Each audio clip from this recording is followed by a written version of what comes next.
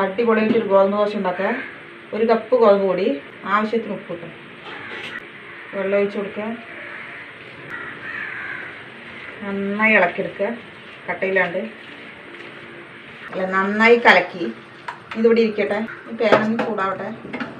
കുറച്ച് വെളിച്ചെണ്ണ ഒഴിച്ച് കൊടുക്കുക, കുറച്ച് കടുക്, ഇനി 1/2 ടീസ്പൂൺ കടലപ്പരിപ്പ്, 1/2 ടീസ്പൂൺ ഉഴുന്ന് പരിപ്പ്,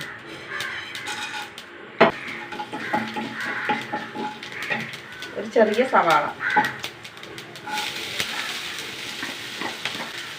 ചെറിയ കഷ്ണം ഇഞ്ചി, ഒരു പച്ചമുളക്, ഒരു ചെറിയ തക്കാളി, കുറച്ച് കറിവേപ്പില. നന്നായി വഴണ്ട് വരട്ടെ. നമ്മുടെ മസാല റെഡിയായി. ഈ മാവിലേക്ക് കൊട്ടി കൊടുക്കട്ടെ.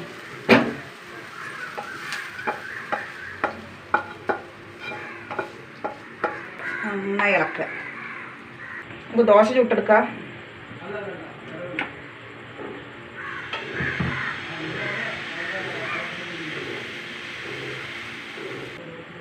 കുറച്ച് നെയ്യ് ഒഴിച്ച് കൊടുക്കട്ടെ.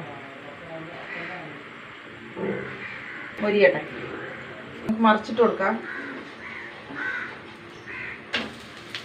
അടിപൊളിയായിട്ടില്ല. നമ്മുടെ ഗോതമ്പ് ദോശ റെഡി ആയിട്ടാ. സൂപ്പർ.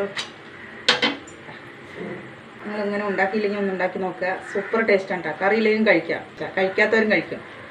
അപ്പോൾ ഇഷ്ടപ്പെട്ട സബ്സ്ക്രൈബ് ചെയ്യുക, ഫോളോ ചെയ്യുക.